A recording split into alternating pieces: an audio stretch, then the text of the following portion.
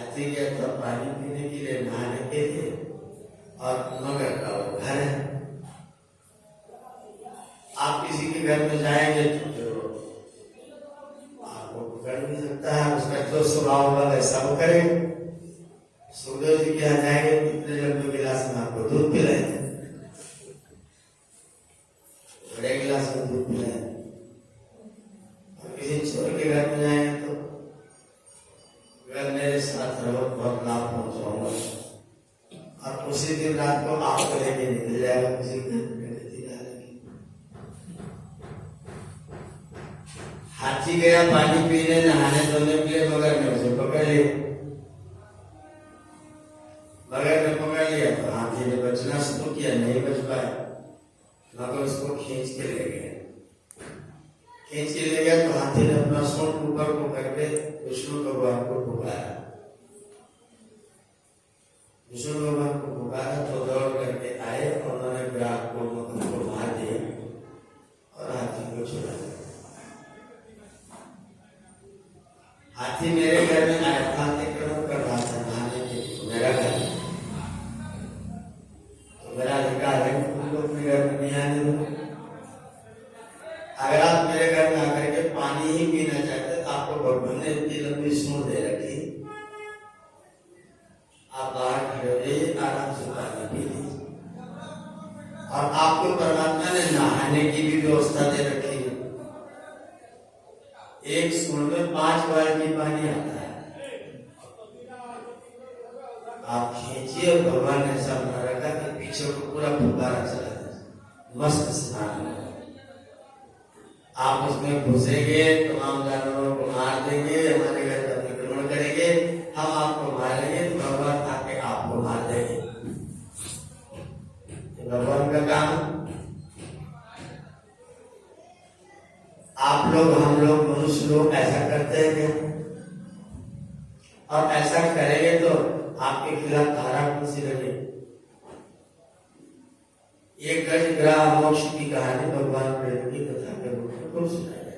हम क्या करें उसको सुन के? हम हाथी बने कि मगर बने? उस कथा को सुन के मुझे क्या करना चाहिए? हाथी बन जाऊं कि मगर बन जाऊं? ना तो हम हाथी हो सकते हैं, ना तो हम मगर हो सकते हैं, और ना हम हाथी और मगर को छुड़ाने के लिए विवाद भी कर सकते हैं। इस कथा को सुन के हम क्या करें? कथा वो हो जो आपकी व्यथा के हरण करने में आपकी सहायता करे, तो वो है कथा। और आपकी व्यथा जैसे तस बनी रहे और आप कथा भी सुनते रहे, तो फिर वो कथा नहीं है, उसे बोलते हैं किस्सा, किस्सा कहानी। तो जब हम वह कृत्य आपको संतुष्ट करें, ऐसा काम आपको बताएं जो हम नहीं कर सकते, और उस काम को भगवान का करके बताएं। ऐसे काम है जो भगवान कर सकते हम नहीं कर सकते, ऐसे काम है। लेकिन ऐसे भी काम है जिनको मनुष्य ही कर सकता है, भगवान नहीं कर सकते। हम लोग तभी तुरंत कान पकड़ के मुर्गा बन जाए, भगवान करके दिखा। शास्त्रार्थ वरदा पंडित गणपति शर्मा का मौलवी साहब के साथ, मौलवी साहब ने अपने बातचीत में कहा कि अल्लाह ताला जो चाहे वो कर सकता है, जो चाहे सब कुछ कर सकता है। पंडित गणपति शर्मा ने कहा अल्लाह ताला बेवकूफी कर सकता है कि नहीं कर सकता? अब मौलवी साहब क्या बोले? बेवकूफी तो नहीं कर सकता।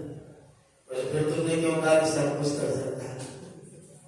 इसका मतलब सब कुछ नहीं कर सकता, और परमात्मा भी सब कुछ नहीं कर सकता, और मनुष्य भी सब कुछ नहीं, और कोई भी एक शक्ति सब कुछ नहीं कर सकती। एकदम सिद्धांत, कोई भी एक व्यक्ति सब कुछ नहीं कर सकता। सब कुछ एक व्यक्ति कभी नहीं कर सकता। ईश्वर की अलग शक्ति सामर्थ्य हो, ईश्वर वाला कार्य करेगा। मनुष्यों की अलग शक्ति और सामर्थ्य मनुष्यों वाला करेगा। मुझे कोई व्यक्ति कहे पैंट कोट पहन के घूम लो, मैं कर सकता हूं? कोई चोरी है क्या? नहीं, लेकिन नहीं कर सकता, नहीं कर सकता। कोई कहे तुम पैंट कोट पहनो तो घूम, हम तो नहीं घूम सकते। ये पहन के घूम ले, ये भी उतार दो तो भी घूम ले, बनियान पहन के कहीं भी चले जाए और कोट पैंट पहन के नहीं जाए। सब कोई सब कुछ नहीं कर सकता, ईश्वर भी सब कुछ नहीं कर सकता। ये सिद्धांत है, ईश्वर भी सब कुछ नहीं कर सकता। चोरी करेगा क्या? डकैती करेगा? नहीं करेगा, कर नहीं सकता। ईश्वर भी अपने नियमों के बंधन में है, वो अपने नियमों के बंधन में है, हम उसके नियमों के बंधन में हैं। ऐसे समझिए कि मैं कमरे में हूं लेकिन दरवाजा बाहर से बंद नहीं, अंदर से दरवाजा बंद है लेकिन बंद अंदर से।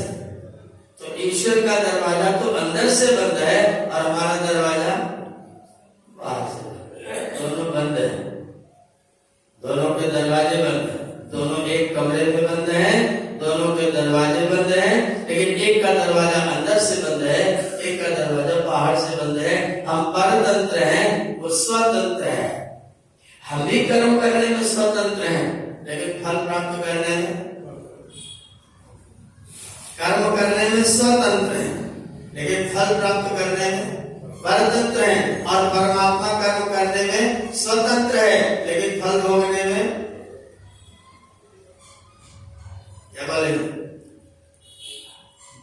ना स्वतंत्र और ना परतंत्र। क्यों? क्योंकि वो कर्म करता ही नहीं। ये बहुत सूक्ष्म बात है, गंभीर भी बात है। ईश्वर कर्म नहीं करता, क्या करता है? ईश्वर क्रिया करता है। आपको श्वास लेने का फल मिलता है क्या? आप सो जाए तो फल मिलता है क्या? सो जाओ, जब जग। पर किसी के बिस्तर का कब्जा करके सो जाए तो सो जाने में कोई दंड नहीं, पर दूसरे बिस्तर कब्जा करके सो जाए तो दंड है। क्योंकि आपका जो कार्य है वो दूसरों के ऊपर प्रभाव डाल रहा है। जब आपका कार्य दूसरे पर प्रभाव डालेगा तो या तो पाप होगा या तो पुण्य होगा। अपने ऊपर करेगा तो कोई पाप होगा, अपने आप करते रहिए, सो जाइए, जग जाइए, खा लीजिए, पी लीजिए, जो इच्छा हो कर। ईश्वर कर्म ही नहीं करता, स्वाभाविकी ज्ञान बल क्रिया, ईश्वर क्रिया करता है। इसलिए उसे फल भोगने का कोई चांस, कोई अवसर, ईश्वर फल भोग नहीं सकता। हम फल खा सकते हैं पर ईश्वर देगा। लोग कहते हैं वृक्ष अपना फल नहीं खाता, तब तो खा सकता है। आप फलों को उसकी जड़ पर डाल दीजिए, कुछ दिन बाद वो फल सड़ जाएगा, उसके लिए उर्वरक का काम करेगा, पेड़ उस फल को खा लेगा। लेकिन परमात्मा भी ऐसा कर सकते हैं क्या? हम सब मनुष्यों को ईश्वर के विषय में, परमात्मा के विषय में अपने आप को बिल्कुल क्लियर कर लेना चाहिए, बिल्कुल क्लियर। ईश्वर किसी को भ्रम में नहीं रखता। भागवत के मंच पर रखता है। भागवत के मंच पर ईश्वर की माया से सब लोग भ्रम में हो जाते हैं। ईश्वर की माया से भ्रम में है कि अपने अज्ञान से भ्रम में है? सिद्धांत क्या है? अज्ञान से। अपने अज्ञान से आप भ्रम में है। ईश्वर किसी को भ्रम में, अगर ईश्वर भ्रम में डाले तो गलती। अगर मुझसे आप रास्ता पूछे कि आप पंडित जी रास्ता बता दीजिए, मुझे चौक पर जाना है और मैं आपको इधर को भेज, उसके बाद मैं अपने आप को परमात्मा बताता रहूंगा, तो मैं जो कुछ करूँ उसको सब ठीक है, इधर बताऊँ उधर बताऊँ। अब मैंने पूछा था मुझे चौक पर जाना है, आपने मुझे उधर को भेज दिया, उसका कह रहे जो चाहूंगा वो बताऊंगा। आप मुझे क्या कहेंगे? न्यायी की अन्यायी? न्यायी तो नहीं कर सकते। तो हम अपने आप को एकदम क्लियर करें, बिल्कुल स्पष्ट करें कि ईश्वर कर्म नहीं करता, ईश्वर क्रिया करता है। और जो लोग कहते हैं ईश्वर सबको भ्रम में डालता है, ईश्वर बिल्कुल किसी को भ्रम में नहीं डालता। कभी ईश्वर भ्रम में डाल ही नहीं सकता। ईश्वर केवल आपको ज्ञान प्रदान करता है, सही रास्ता दिखाता है। आपको जो उसने स्वतंत्रता दी हुई है, जो आपके पास स्वभाव से स्वतंत्रता है, उस स्वतंत्रता का दुरुपयोग करते हुए आप उसकी भी बात स्वीकार नहीं करते और अपने मन की मर्जी से जो चाहते वो करने लग जाते हैं। और करने लग जाते हैं इसलिए फल भोगने में परतंत्र भी हो जाते हैं। लोग प्रश्न करते हैं ईश्वर रोकता क्यों नहीं? जब हम गलत काम करते हैं तो ईश्वर रोकता क्यों नहीं? हमने कहा कैसे रोकना चाहिए? कैसे रोकना चाहिए? एक सज्जन बोले हाथ से गलती करते तो हथौड़े काट दे। मैंने कहा आज से ये नियम आपके लिए लागू कराओ। ईश्वर मेरी बात बहुत मानते हैं। आज से ये नियम आपके लिए लागू कराओ कि हाथ से गलती करे तो हथौड़े काट दे। मत करिए। ये नियम खाल दूसरे के लिए, हाथ में गलती करे तो हथौड़े काट। ईश्वर ऐसा करे नहीं करे। वो मेरा पिता, मेरा प्रभु, वो दयालु, करुणा का सागर है, करुणा का भंडार है। वो हम सब पुत्रों पर बहुत दया करता है। आप कितनी भी गलतियां कर लो, आपके साधन कम नहीं करेगा। आप कितनी भी गलतियां कर लो, आपके ऊपर दया करना बंद नहीं करेगा।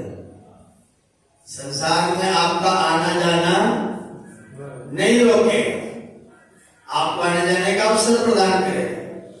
आपके लिए सूरज को बंद नहीं करेगा, आपके लिए चंद्रमा को बंद नहीं करेगा, आपके लिए पानी को बंद नहीं करेगा। आपको पूरी की पूरी सुविधा प्रदान करेगा। जल भी देगा, अग्नि भी देगा, वायु भी देगा, प्राण भी देगा, शरीर भी देगा, सब कुछ देगा।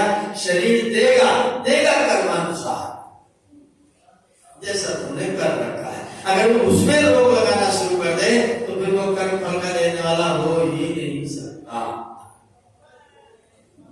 अगर आप चोरी करने जाओ, गलत कार्य करने जाओ और परमात्मा आपका हाथ पकड़ के आपको उठा ले, आप गलती करने जाओ और परमात्मा आपका हाथ पकड़ के उठा लाए, तो फिर आपका कोई फल होगा? अच्छा, हम बच्चे को किसी काम से रोकते हैं तो बच्चा क्या करता है? बार बार वही काम करता है, बार बार वही काम। वहां मत जाए ना, भाग के जाता है। आपको परमात्मा पकड़ के ले आते हैं, रोकते हैं, आप फिर वही बात करके जाते हैं। परमात्मा हाथ पकड़ के रोकेंगे, आपकी स्वतंत्रता खंडित हो जाएगी। और जब स्वतंत्रता नहीं होगी तो फिर आपकी उन्नति का कोई अवसर भी, अगर उन्नति प्राप्त करनी है तो स्वतंत्रता आपको स्वाभाविक रूप से मिलनी चाहिए। परमात्मा ने ब्रह्मांड बनाया, लेकिन वो तो अतिशयोक्ति होती मंच पर बैठ करके कि हरि प्रेरित सब जगत है, ये सब जगत हरि प्रेरित है। मैं गलती कर रहा हूं तो हरि प्रेरित। एक सज्जन कथा कहते, बोले दुर्योधन ने जो किया अपने आप थोड़े किया, भगवान ने कराया। दुर्योधन से भगवान ने कराया, और अर्जुन से भगवान ने कराया, भीष्म पितामह से भगवान ने। जिसने जो कुछ किया सब कुछ किसने कराया, तो फल किसको मिलना चाहिए? दंड किसको मिलना चाहिए? भगवान को। अगर ये सब काम भगवान ने ही कराया है तो कर्ण को, दुर्योधन को मारा जाना चाहिए कि भगवान को देख लेना चाहिए? प्रवचन कर रहे लोग, कथा कर रहे लोग, सब भगवान ने करा, दुर्योधन ने अपने आप नहीं किया। याद रखिएगा, जीवात्मा एक स्वतंत्र सत्ता है। हमारे यहाँ हम सब पूरे धर्म जगत में जो हमारे कॉन्सेप्ट है, हमारे विचार हैं, वो एकदम स्पष्ट नहीं है। हम जीवात्मा को नहीं समझते, हम परमात्मा को नहीं समझते, हम संसार को भी नहीं समझते, हम संसार को नहीं समझते। जो निस्सार है उसका नाम आपने संसार रखा है। जो निस्सार है उसे आपने संसार क्या रखा है। ये निस्सार है, इसका कोई सार। एक व्यक्ति आज पैदा हो, आज से लेकर के 80 साल तक जिए, खाया पिया सोया जगा रोया धोया झगड़े झंझट किए, मुकदमे किए, मकान बनाया और दुकान बना करके एक दिन लंबा लेट गया। बताओ उसने 80 साल में क्या किया? 80 साल जी करके उसने किया क्या? 2 बूंद जल से मिलकर के बना था और जल के पास ले जाके लोगों ने समाप्त हो। अगर आपने इतना ही किया फिर किया क्या? जैसे दुनिया में आए थे वैसी ही दुनिया छोड़ करके चले गए। इसमें कुछ भी अच्छा नहीं किया। बिगाड़ना तो पूरा, बिगाड़ना तो स्वभाव है। दुनिया में आए तो बिगाड़ना तो स्वभाव है। मल मूत्र करना, धूप प्रकार निकालना, आंखों से मल, सर्वत्र से मल, मल ही मल निकालना, सारे संसार को दूषित करना, ये तो स्वभाव है। और अच्छा करने का कोई प्रयत्न तो फिर क्या करने आए थे? गंदगी फैला। परमात्मा ने संसार में आपको इसके लिए भेजा था? नहीं भेजा था। ईश्वर ने आपको संसार में भेजा था जहां से आपकी उन्नति होगी। ईश्वर ने कहा उत्क्रामते सौभाग्य, महान सौभाग्य के लिए उत्क्राम, उन्नति करो, आगे बढ़ो। यही मत रहना जहां तुम आए हो।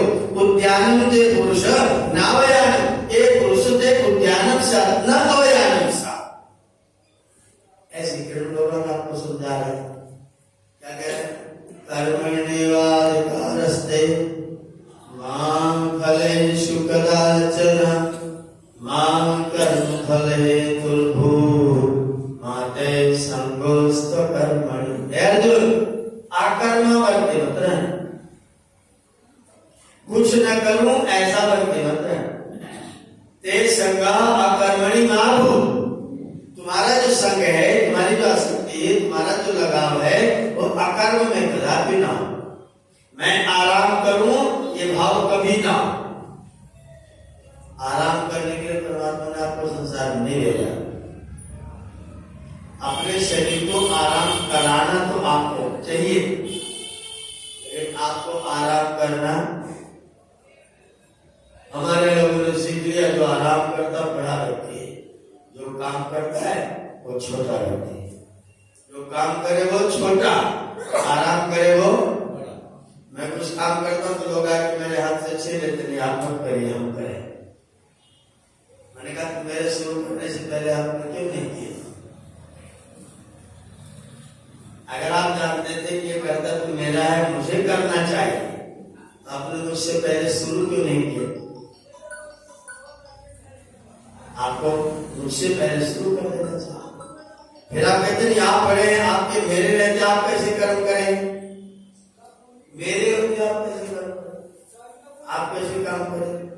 हम हैं तब तक आप काम कैसे करेंगे? मैंने कहा तुम ये वाला काम ले लो, तो दूसरा काम ले लो। तुम ये वाला काम लो, मैं दूसरा काम शुरू कर देता हूँ। मैं बैठ जाऊं कुर्सी लगा के, ये तो नहीं हो। मैं झाड़ू लगा रहा हूँ, एक विद्यार्थी दौड़ रहा है, बोले गुरुजी हम करेंगे। हमने कहा कोई बात नहीं, चलो तुम करो। मैंने बड़ा झाड़ू उठा लिया, ऊपर से जाला झाड़ना शुरू कर दिया। बोले गुरुजी आप क्यों कर रहे हैं? मैंने कहा तू ये भी करेगा क्या? राम ये भी करेगा। मैंने कहा चल तू भी कर लेना, फिर वो दूसरा काम कर लेता हूँ, तुमसे लगा देता हूँ। बोले फिर आपने काम शुरू कर दिए, फिर आपने काम शुरू कर दिया। मैंने कहा तुम मुझे निकम्मा बनाना क्यों चाहते? तुम कुछ मत करो। हम संसार में आए हैं कर्म करने के लिए, और कर्म ऐसे करने के लिए जिनके द्वारा आपकी उन्नति होती है। मेरे शब्दों पर पर ध्यान दीजिएगा थोड़ा गंभीर। आपकी उन्नति, आपकी, आपके शरीर की नहीं, आपके मकान की नहीं, आपकी रिश्तेदारी की नहीं, आपके पद की नहीं, आपकी उन्नति होती है, आत्मा की उन्नति होती है।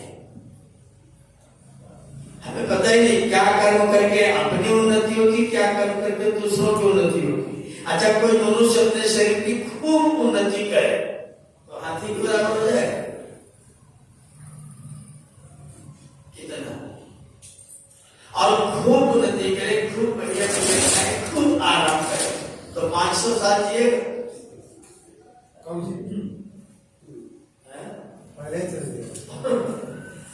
और कब हो जाए? खूब आराम है, खूब आराम करे तो 5 साल तो नहीं जिएगा, फिर भी शरीर तो छूटना है। तो शरीर की उन्नति आयु के दृष्टिकोण से कितनी होगी? अधिकतम 400 साल, फिर छूटेगा। आकार के दृष्टिकोण से हाथी तो नहीं बनेगा, और हाथी बन गया तो फिर चलना करना कठिन हो जाएगा। तो आपकी उन्नति ये कहां हुई?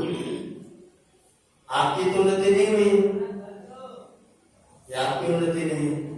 मेरी उन्नति होती है जब मैं सेवा करता हूं, जब मैं सहयोग करता हूं, जब मैं स्वाध्याय करता हूं, जब मैं आत्मचिंतन करता हूं, जब मैं ईश्वरोपासना करता हूं, जब मैं दान करता हूं, जब मैं सत्संग करता हूं, जब मैं किसी के दुख दूर करने का प्रयत्न करता हूं, तो मेरी उन्नति होती है। और जब मैं इन कार्यों को न करके मकान बनाता हूं, बड़े बड़े घर परिवार खड़ा करता हूं, बड़ा बड़ा चुनाव लड़ता हूं, प्रतिष्ठा प्राप्त करता हूं, तो आपकी उन्नति नहीं है, तो आपकी और चीजों की उन्नति है। और वो हर उन्नति एक न एक दिन छूटने वाली, हमेशा रहने वाली। प्रधानमंत्री हो गए तो हर 5 साल के बाद डर लगा रहेगा आपकी बार होंगे कि नहीं होंगे, हर 5 साल के बाद। और फिर हो गए फिर 5 साल तक, 5 साल तक फिर डर लगा रहेगा आप होंगे कि ना होंगे। और प्रधानमंत्री का पद न रहेगा, जो कर्मचारी का आपकी बात सुनेंगे क्या? पद न रहने के बाद कोई कर्मचारी, जो कर्मचारी आपके सामने हाजी हाजी करता था, वो कर्मचारी आपकी बात भी नहीं सुनेगा, तो आपको कैसा लगेगा? सुख के दुख, तो सुखी हुआ कि दुखी हुआ? इसको आपकी उन्नति मानना ये अविद्या है। आपकी उन्नति है आत्मिक उन्नति, जिसके द्वारा आप अपनी उन्नति करते हैं, फिर अपने शरीर को स्वस्थ रखते हैं, और फिर अपने समाज को श्रेष्ठ और उत्तम बनाते हैं। ऐसा करते हैं तो आपकी उन्नति होती है। मैं अपनी उन्नति कर रहा, मैं को पहले मैं को जान लूं, मैं कौन हूं, मैं क्या हूं। कृष्ण कहते हैं कि ओम एकाक्षरम ब्रह्म, कृष्ण क्या कहते हैं? ओम इति एक अक्षरम ब्रह्म, ओम इस अविनाशी ब्रह्म को उपासना करो और मेरा स्मरण करो। मुझे गुरु के रूप में स्मरण करो, और याद किसको करो? उपासना किसकी करो? ओम की। ओम की करो, परमात्मा की करो। कृष्ण ने कहा, और हमने क्या कहा? कृष्ण की उपासना। अरे गुरुजनों ने क्या कहा? मैं जो बड़े बड़े कथावाचक को क्या कह रहे हैं? गुरु ने कहा नहीं, कृष्ण ही परमात्मा है, तो इन्हीं की उपासना। आप किसकी बात मानेंगे? कृष्ण की महात्मा? कृष्ण की। आप किसकी बात स्वीकार करें? कह रहे मेरा स्मरण करो, मैं तुमको मार्गदर्शन दे रहा हूं, इसलिए मेरा स्मरण करो। आदि मेरा शिष्य हम शाम तो प्रपन्नम, ऐ भगवान मैं आपका शिष्य हूँ, आप मुझे उपदेश करिए, मेरा मार्गदर्शन करिए। कृष्ण कह रहे हैं मैं तुम्हारा मार्गदर्शन कर रहा हूँ, तुम ईश्वर की उपासना करो, और मैं तुमको सिखा रहा हूँ, इसलिए मुझे भी स्मरण रखो, गुरुजन को याद रखो। लेकिन याद क्या करो? गुरुजी गुरुजी गुरुजी गुरुजी की 5 पाठ हो। गुरुजी ने पाठ पढ़ाया वो खत्म। गुरुजी ने जो पाठ पढ़ाया हो गए, रटा क्या जा रहा है? गुरुजी तो गुरुजी क्या करेंगे? सोटा लेके आए, मूर्खा न, जो मैंने तेरे किताब में लिखा है पढ़ा सो तो याद नहीं करता। किरण भगवान ने आपको कहा ओम एकाक्षरम ब्रह्म संस्मरण नाम स्मरण, तू जो है ईश्वर जो अक्षर ब्रह्म ओम इस नाम वाला है, तू उसकी उपासना कर और मेरा स्मरण रख, मुझे याद रख। मैं तेरे गुरु के रूप में हूँ और मैं गुरु बन के तुझको सिखा रहा हूँ, तो मुझे याद रख। लेकिन स्मरण किसका करेगा? उपासना किसकी करेगा? जब किसका करेगा? वो तू ईश्वर का जप करेगा, मेरा जप करने की जरूरत। हरे कृष्णा हरे कृष्णा कृष्णा कृष्णा हरे, तो कृष्ण का ही जप करते रहे। कृष्ण ने जो कहा, जो सिखाया, जो बताया, ईश्वर सर्वभूतानां हृदय से अर्जुन, मैं तो तेरे सामने बाहर बैठा हूं, ईश्वर कहां बैठा है? हृदय से। मैं तो तेरे बाहर बैठा बातचीत कर रहा हूं ना, ईश्वर कहां बैठा है? हृदय से अर्जुन तिष्ठति, हे अर्जुन, ईश्वर सभी प्राणियों के हृदय प्रदेश में स्थित है। और हमने नहीं, तुम ही ब्रह्म, कृष्ण ही ब्रह्म। हमने कृष्ण को ब्रह्म मान लिया और कृष्णा कृष्णा कर दिया, फिर उसके बाद तो कृष्ण को लल्लू मान लिया, बच्चा मान लिया और न झूले लगाना शुरू कर। उनका नाम क्या रखा? झूलेलाल। क्या नाम रखा? झूलेलाल। झूलेलाल। और बस अपने लाल को झूला रहे हैं, कृष्ण को झूला रहे हैं। कृष्ण ने जो कहा वो नहीं किया, जो उपदेश बताया वो नहीं माना, कृष्ण की एक भी बात स्वीकार नहीं की और कृष्ण को ही झुलाना शुरू कर दिया। क्या होगा? ये कल्याण का रास्ता नहीं है। कृष्ण आपको समझाए, अपने आप को जानिए, अपने को पहचानिए। अपने को पहचान लोगे तो जो अपने हैं उनको भी जान लोगे। अगर तुमने अपने को नहीं पहचाना तो फिर अपनों को पहचानना तुम्हारे लिए बहुत मुश्किल हो जाएगा। तुम क्या हो? तुम क्या हो? हम क्या है? आपको भी आंखें बंद करके बैठ जाए, बोले मैं कौन हूं, तो क्या उत्तर दे?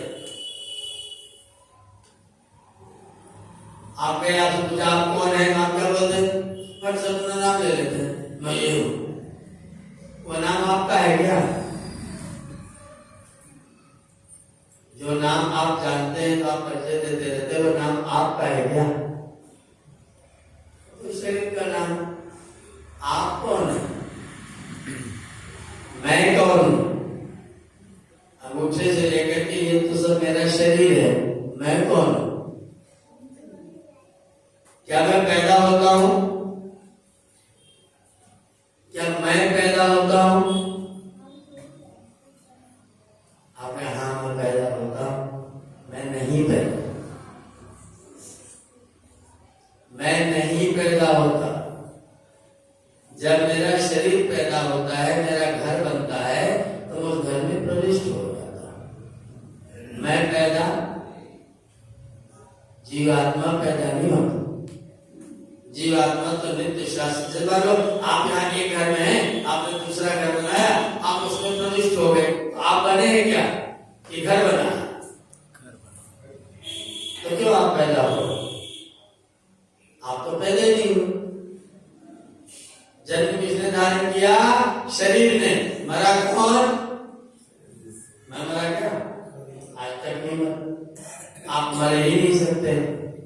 आप न मरने वाले तत्व हैं, आप अमर हैं, अजर हैं, शाश्वत हैं, चिरंतन। आप सनातन हैं, आप कभी भी नहीं मरते हैं। और घर बदलने को मैं पैदा हो गया अगर आप ये कहते हैं तो झूठ है, असत्य है, अलीक है, अनृत है, ठीक नहीं है। आप नहीं पैदा होते, आप पहले मकान में आते हैं। आप मकान में आते हैं तो किस लिए आते हैं? अभी तक नहीं सोचते रहते कि मैं तो पैदा हो गया, तो मर गया, तो पैदा हो गया। मैं कहाँ पैदा हो रहा हूँ? शरीर पैदा हो रहा है। माता पितरौ पुत्र से शरीर में जनयति।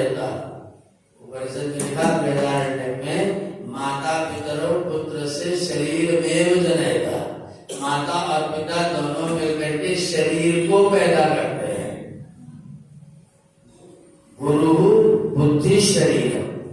आचार्य लोग बुद्धि रूपी शरीर को पैदा करते हैं। हम और आप कभी भी न पैदा होते हैं और न कभी भी मरते हैं। अगर हम मरते नहीं तो फिर मरने पर दुखी भी होते रहते हैं। मरने का स्वागत करिए, मरने के लिए तैयार रहिए, तैयारी करिए मरने की। और ऐसे ही तरीके से जैसे आप अपना नया घर बदलते हैं तो सबको निमंत्रित करके बदलते हैं कि आओ भाई मेरा नए घर उतार हो रहा, सबको पूरी खिलाए। ऐसे ही आपका ये घर बदलेगा, नया घर आएगा, हम घर उतार करने जा रहे हैं, आप सब लोग मेरे साथ आएंगे। तो मरना तो है सुखदायक। घर बदलना कोई दुखदायक चीज थोड़ी होती है। घर बदलना तो अच्छी बात है। दुखदायक कब होता है? दुखदायक तब होता है कि जब आप 5 कमरे के मकान में रह रहे थे और जब लौट करके आएंगे, आपको जो घर आपने नया लिया है उसमें एक ही कमरा है। आपने 5 कमरे वाला छोड़ा और बना कौन सा? तो आपके लिए दुखदायक है। ये जो मकान है 3 मंजिल वाला, ये 3 मंजिल का मकान है। कमर से नीचे 1 मंजिल, कमर से कंठ तक 1 मंजिल और कंठ से ऊपर 1 मंजिल। ये तीसरी मंजिल है, ये दूसरी मंजिल है, ये पहली मंजिल है। आपका मकान 3 मंजिल का है। मनुष्य को छोड़ के बाकी जितने मकान है सब 2 मंजिला है। गाय के सिर को देखो 4 मिनट खड़े कर दिए, सीधा बीम डाल दिया, सिर नीचे को लटका दिया। कितने मंजिल का मकान है? आपका ये छूटे और उसमें जाना पड़ जाए तो निश्चित तौर पर दुखदाई है। फिर शोक करना चाहिए, फिर रोना चाहिए, फिर दुखी होना चाहिए, फिर आपको जरूर रोना चाहिए। अगर आपने जीवन में रह करके अपने कर्म खराब किए, बिगाड़े हैं, तो निश्चित तौर पर आपको रोना चाहिए, आपको दुखी और आपको पश्चाताप करना चाहिए। अगर आपने अपने कर्म सुधारे हैं तो, अगर आपने उत्तम उत्तम कार्य किए हैं तो, अगर आपने स्वाध्याय सत्संग किया है तो याद रखिएगा, ये जो सत्संग है वो मानव जीवन के रजिस्ट्रेशन का कार्य है। अगर आप सत्संग करते हैं तो अपने को मानव जीवन के रजिस्टर्ड कराते हैं, पंजीकृत कराते हैं। क्यों? क्योंकि परमात्मा जीवों को वैसे वैसे शरीर देता है जैसे जैसे शरीर में रह करके अपने किए गए कर्मों का फल भोग सकते। कैसा शरीर देते परमात्मा? वैसा शरीर देते हैं जैसे शरीर में आपके द्वारा किए गए कर्मों का फल भोगा जा सके। वैसा शरीर परमात्मा आपको प्रदान करते हैं। अगर आपने ऐसे शरीर, ऐसे कर्म कर रखे हैं जिनका फल पशु योनि में ही मिल सकता है, तो निश्चित तौर पर आप वहां जाने की तैयारी कर रहे हैं। और जिन कर्मों का फल मानव योनि में ही मिल सकता है, तो फिर हम मानव योनि में आने के रजिस्ट्रेशन करा के जा रहे हैं। पूरी दुनिया में जितने प्राणी हैं, एक भी प्राणी मानव को छोड़ करके सत्संग कर सकता है क्या? सत्संग कर सकते हैं? नहीं कर सकते। वेद पढ़ सकते हैं? नहीं कर सकते। गाय चाहे तो सत्य भाषण कर सकती? नहीं। भाषण ही नहीं कर सकती, सत्य भाषण। वाणी केवल आपके पास है, बाकी सबके पास नहीं। बाकी सबके पास आवाज है, ध्वनि है, लेकिन वाणी आपके पास वाणी है। अगर आप इस वाणी को सुनते हैं, इसका मतलब अगली बार वाणी प्राप्त करने की पूरी कोशिश कर रहे हैं, रजिस्ट्रेशन करा रहे हैं। अगर आप वाणी बोल रहे हैं, वाणी सुन रहे हैं, तो आप वाणी प्राप्त करने का रजिस्ट्रेशन करा रहे हैं। अगर आप वाणी नहीं सुन रहे, सत्संग नहीं कर रहे हैं, तो अगर आप सत्संग नहीं कर रहे हैं तो बाकी कर्मों का फल, सोना, जगना, डरना, डराना, छोटों से डरना, छोटों को डराना, से ही खाना, उसके बाद करवट बदल के सो जाना। आहार निद्रा भयमैथुनञ्च समानमेतत्। ये श्लोक में ठीक नहीं आता, क्योंकि समानमेतत् तो फिर नारायण नहीं है। इस मामले में पशु अच्छे हैं, आहार में, निद्रा में, भय में, मैथुन में पशु मनुष्य से अच्छे हैं। गाय ने आज तक अपना आहार बदला, 1 महीने तक भूमि छोड़ दीजिए और 1 महीने के बाद बढ़िया मांस बना के दीजिए, खाएगी? नहीं खाएगी। उसे साग ही चाहिए, साग ही खाएगी, अपना भोजन नहीं बदल। और हमने वो नहीं बदल सकते हैं। ये बदलने की स्वतंत्रता केवल आपके पास हासिल है, आपको उपलब्ध है। और आप भोजन क्या क्या बदल देते हैं, आपका कोई भरोसा ही, आप क्या खाया? तो आहार में कौन श्रेष्ठ होगा? उन्होंने अपना नहीं बदला, वो अपने जैसे करते हैं, बदले रहते हैं, उसमें कोई परिवर्तन नहीं करते हैं। आहार उन्होंने नहीं बदला, और नींद उन्होंने अपने नियम से सो जाते हैं। शाम हुई और लेट गए, बैठ गए, सो गए। हमें कुछ मिल जाए तो हम रात में जगते रहे। हमने नींद भी बदल दिया। और डरना डराना नई गाय गौशाला में आई, थोड़ी देर कान दर्द झटका पटका, उसके बाद किसी से थोड़ा सा सुनना की, और सुनने के बाद एक दूसरे को चाटना शुरू कर दिया, काम खत्म, वह समाप्त। और हम, हमारे नीति शास्त्री कहते हैं, ना विश्व से कुमित्रेपि, ना विश्व से अमित्रेपि, मित्रे चापि न विश्व से। शत्रु पर भरोसा नहीं करना चाहिए और मित्र पर भी भरोसा। बड़ा भयंकर मामला नीति शास्त्र का। मित्रे चापि न विश्व से, मित्रों पर भी भरोसा नहीं करना। कारण कदाचित कुपितम मित्रम सर्वगुह्यम प्रकाशेत। किसी दिन उसे गुस्सा आ जाए तो तुम्हारी सारी बात सबके सामने बोल दे,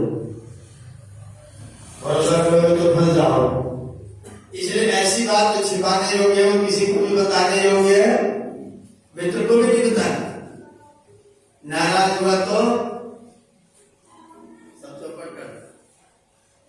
गाय के लिए ये नियम लागू होगा क्या? मित्र चापि विश्व से, बगल वाली भरोसा मत करना। मित्र उन्हें कुछ नहीं फर्क पड़ता, चारा खाती, छिंजे पर दूसरे को चाटती रहती। हम तो सारे हमारी गाय को कंगी हुई रहती, बढ़िया मसला, जीभ से पूरी कंगी किए रहते हैं, चाट के एक दूसरे को सब चाट के बिल्कुल फ्रेश रहते हैं, सब सुधरे रहते हैं। भय भी हमें ज्यादा है, और संतान उत्पत्ति में भी वो नियमित है, हम उसमें भी नियमित नहीं। समान में नारायण नहीं, यहाँ भी मेरे, पर चलो मान भी ले समान में तत्व नारायण धर्मो ही तेषाम अधिको विशेषः, तेषाम धर्मः अधिकार विशेषः, उनमें धर्म विशेष है। धर्मेण हीना समाना, मैं तो नहीं मानता पशु से हीना। जो धर्म से हीन है पशुओं से भी गए जीते हैं। स्वामी जी की भाषा है, पशुओं का बड़ा भाई मान। ऋषि ने सिद्धार्थ में लिखा, वो जानो कि पशुओं का भी बड़ा भाई है, पशुओं का छोटा भाई नहीं, समानुपाल नहीं। जो धर्म का अनुपालन नहीं करता, धर्मानुकूल जीवन नहीं जीता, वो मानो पशुओं का बड़ा भाई है। पशु अच्छा है, हम गिर जाते हैं, हम गलत कार्य करते हैं, हम क्रियाकलाप अपना बिगाड़ लेते हैं। हमारे पास 3 मंजिल का मकान है, अगर आप अपना क्रियाकलाप नहीं बदलेंगे तो फिर अगली बार आपका मकान छोटा हो जाएगा, तो फिर आपके जीवन का शोक करना पड़ेगा, दुख करना पड़ेगा। अगर आप अपने बड़े मकान के अभिप्सा में जा रहे हैं और आपने ऐसे काम किए कि आपको बड़ा मकान प्राप्त होगा, तो फिर हम सब आपको बधाई देते, आपका धन्यवाद देते। हम क्यों शोक करें, हम क्यों दुखी, हम क्यों आंसू बहाएं? हमारे आदरणीय श्रीवास्तव जी का ध्यान हो, उनकी पत्नी गायत्री परिवार से बहुत ज्यादा जुड़ी हुई। जब मिलते थे तब मुझे लगता था जीवन का कोई भरोसा नहीं, पंडित जी तो जाना ही। कल मैंने देखा आज तक वो इतनी बेहोश है कि बिल्कुल एकदम विक्षिप्त जैसी अवस्था। मैंने उनके पास कहा, माता जी आप तो जानते हैं, आप तो जानते हैं, सबको जानना है। आप मुझे उपदेश देते थे सबको जानना है। बोले जब अपने पर पड़ती है तो सब ज्ञान भूल जाता है। इसका मतलब ज्ञान ये नहीं करता, अपने पर पड़े और ज्ञान भूल जाए, इसका मतलब ज्ञान यहां तक है। अपने पर पड़ने पर भी ना भूले तो आपका ज्ञान है। और अपने थोड़े से कष्ट में धीरज धर्म मित्र अरुणारी कब परखेंगे? आपत्ति काल परखिए चारों का परीक्षा कब करेंगे? जब आपत्ति का समय आएगा। आप कितने धैर्यशाली हैं ये कब पता चलेगा? जब सुख से सो रहे हो, जब आंधी आ रहेगी जीवन में, तब आप कितने धैर्यशाली हैं, आप कितने धार्मिक, इसका पता तब चलेगा जब विकट परिस्थिति आपके सामने आके खड़ी हो, तब आप पता चलेगा आप कितने बड़े धार्मिक हैं। भगवान मथुरा में जरासंध बार बार आक्रमण करता है, बार बार आक्रमण हरा के गया। इन लोगों ने अपना झंडा झुका लिया, संधि कर ली, 1 महीने बाद फिर आके चढ़ बैठे। बार बार हराता है, भगवान ने कहा तो बार बार हराता है, ऐसा करते हैं मथुरा छोड़ ही दे। बलराम ने कहा ऐसा कैसे हो सकता है, मथुरा छोड़ दे, हमारे नाक नहीं कट जाए, हमारे नाक कट जाए तो छोड़ दे, हम कैसे हम लड़ते लड़ते मर जाएंगे। लेकिन मथुरा छोड़ के भगवान ने कहा मर जाओगे तो मथुरा छूटेगी कि नहीं छूटेगी? जब मर जाओगे तो मथुरा छूटेगी कि नहीं छूटेगी? तब तो छूटेगी, तो जीते जी छोड़ लो, मर के छोड़ो, उसके बजाय छोड़ के देख लो, क्या पता छोड़ के क्या बनेगा। निरंतर हो गए तो बोले ठीक, चलो छोड़ ही देते, और छोड़ दिया तो कृष्ण का नाम क्या हो गया? रणछोड़। रणछोड़ तो हो गए, लेकिन द्वारिका एक नया नगर बस गया, द्वारिकापुरी बस गई। ये द्वारिकाधीश हो गए, द्वारिका के महाराज हो गए। अगर वहीं रहते रहते तो वहां आपका काम पड़ता है कि क्या करने में आप जगत का कितना कल्याण कर सकते हैं या फिर नहीं। इसने मेरा बिगाड़ा, मैं इसका बिगाड़ूंगा, और बिगाड़ा मैं इसका और बिगाड़ूंगा, और बिगाड़ा मैं इसका और बिगाड़ूंगा। सुल्तानपुर जिले में एक गांव है, 36 कत्ल अब तक हो चुके हैं। क्षत्रियों और निषादों का झगड़ा है। एक ठाकुर एक निषाद मारता है, अगले दिन एक निषाद एक ठाकुर मारता है, फिर ठाकुर साहब एक निषाद मारते, फिर एक निषाद, फिर ठाकुर मारता। अब तक 36 कत्ल हो चुके मेरे देखते थे, मैं जानता हूं सर, उसको मारता, उसको मारता, उसको मारता, उसको मारता। तो मारने का फायदा लाभ है कोई? जीवन किसी का ले लेना लाभ की चीज है नहीं, कदापि नहीं। जिसने पहली बार किया उसने गलती की, उसको गलती का दंड मिलना चाहिए। आपकी सरकारों ने दंड नहीं दिया, वो जमानत तब छूट के आ गया, जिस दिन आया उस दिन उसको मल्लाह मार दिया। सरकार ने जमानत दे दिया, इन्हें विदा कर दिया। सरकार ने उसको पकड़ लिया, उसको जमानत दे दी, इन्हें उसको विदा कर दिया। 7-6 महीने जमानत जब तक होती तब तक दूसरा विदा कर दिया जाता है। अगर हम ऐसा कर रहे हैं तो हमारे पास किधर है धर्म? धर्म की परीक्षा तब होती है जब आपके सामने प्रतिकूल परिस्थितियां होती है। अगर आप उसमें धर्म पर अड़े रहते हैं, उसमें आप धर्म पर अड़े रहते हैं, तो फिर आप धार्मिक माने जाते हैं। आप सामान्य स्थिति में तो सब धार्मिक, चोरी करने का मौका ना मिले सभी सावधान, चोरी करने का मौका ना मिले तो सब सावधान, और चोरी करने का मौका मिले तो भी चोरी न करे तो साव हुआ ना। जिसको मौका ही नहीं मिला वो तो मौका ढूंढ रहा, मिल गया तो कर लेगा, और मिलेगा तो कर लेगा। इसका मतलब उसके जीवन में धर्म नाम की चीज, जो व्यक्ति अपने लिए शुद्ध पवित्र सुंदर अवसर बना लेता है वो व्यक्ति जीवन में सफलता हासिल करता है। और जो सोचता है अवसर आएगा तो बदल जाएंगे, बूढ़े होंगे तो भगवान का भजन करेंगे, क्या कहते जवान को, भगवान का भजन कब करेंगे? अभी उम्र क्या है तुम्हारी सुविधा करने, अभी तुम्हारी भक्ति करने की उम्र कहां से है? तो भक्ति कब करना चाहिए? 60 से ऊपर, जब बैठ ना पाए, जब बैठने की सामर्थ्य समाप्त हो गई। बैठने की सामर्थ्य जब तक है, यावत् स्वस्थमिदं शरीरमरुजम्, क्या कहा? यावत् स्वस्थमिदं शरीरमरुजम् यावत् जरा दूरतो, जब तक तुम्हारा शरीर अरुज है, रोग रहित है, और जब तक बुढ़ापा तुमसे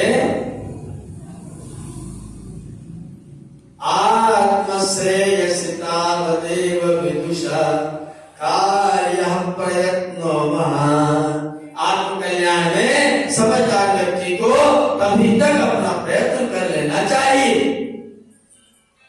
संजीवते गौने तुमको खन्ना प्रत्युत्तमा की दिशा, घर में आग लग जाए उसके बाद कुआं खोदना एक ऐसा उद्यम है, एक ऐसा परिश्रम है। ये परिश्रम नहीं, आग लग सकती है, इसलिए कुआं पहले से खोद करके रखा जाना, सुरक्षा की व्यवस्था पहले की जानी चाहिए।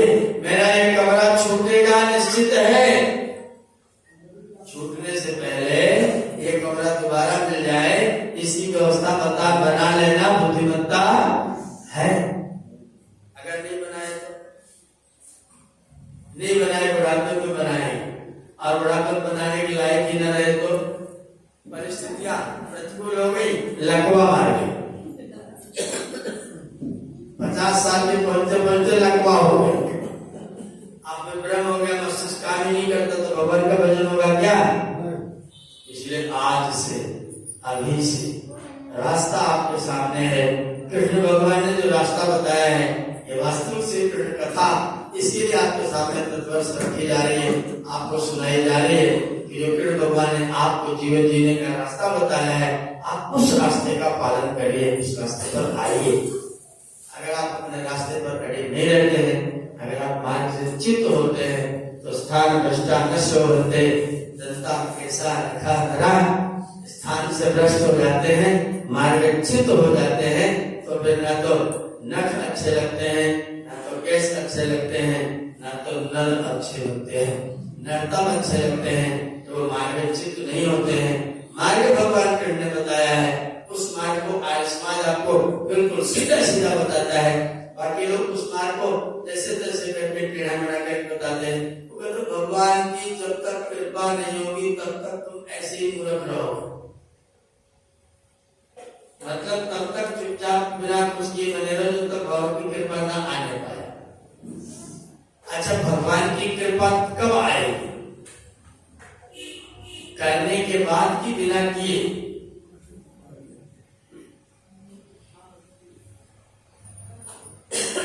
मैं नदी के किनारे बैठा हूं,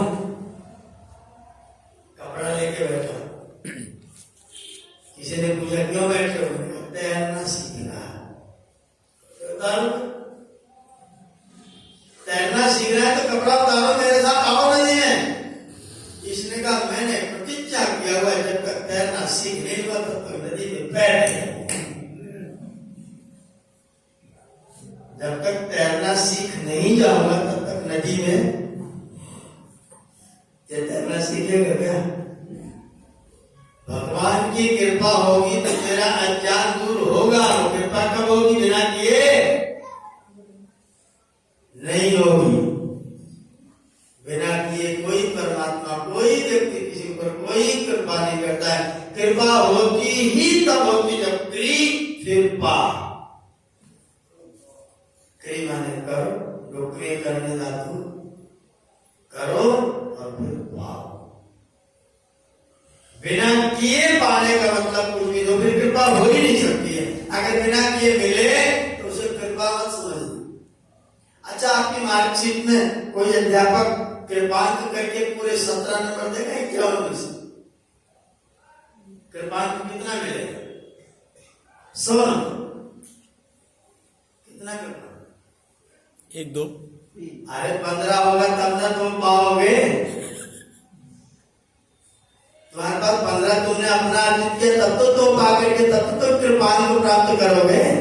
बिना कुछ किए ही कृपांक, परीक्षा बिना किए कृपांक आएगा क्या? वो तो नहीं आएगा। ऐसा तो कोई अध्यापक नहीं करेगा, ऐसा कोई परमात्मा, कोई न्यायकारी न्यायाधीश नहीं करेगा। इसलिए करेंगे तो पाएंगे, उचित करेंगे तो उचित पाएंगे, और अनुचित करेंगे तो लोग सोचते मैं करूं तो अनुचित, लेकिन उचित। लोगों की इस सोच का लोग फायदा उठाते हैं, फिर आपके ऊपर कृपा बरसाना शुरू कर देते हैं इधर उधर से। यहाँ कृपाठ किए, वहां कृपाठ किए, तुलसी की माला में अटकी है, लड्डू में अटकी है, फोटो में अटकी है, समोसे में अटकी है, चटनी में अटकी है। अरे मूर्ख तेरे न करने में अटकी है।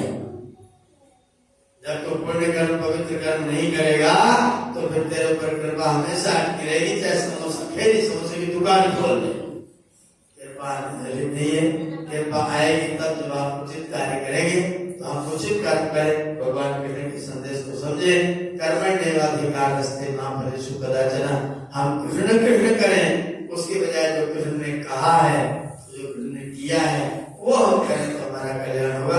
आपने मेरी बात ध्यानपूर्वक सुनी, आप सबका धन्यवाद करते हुए आज के लिए इस समय के लिए अपनी वाणी को विराम देते हैं। ओम शांति।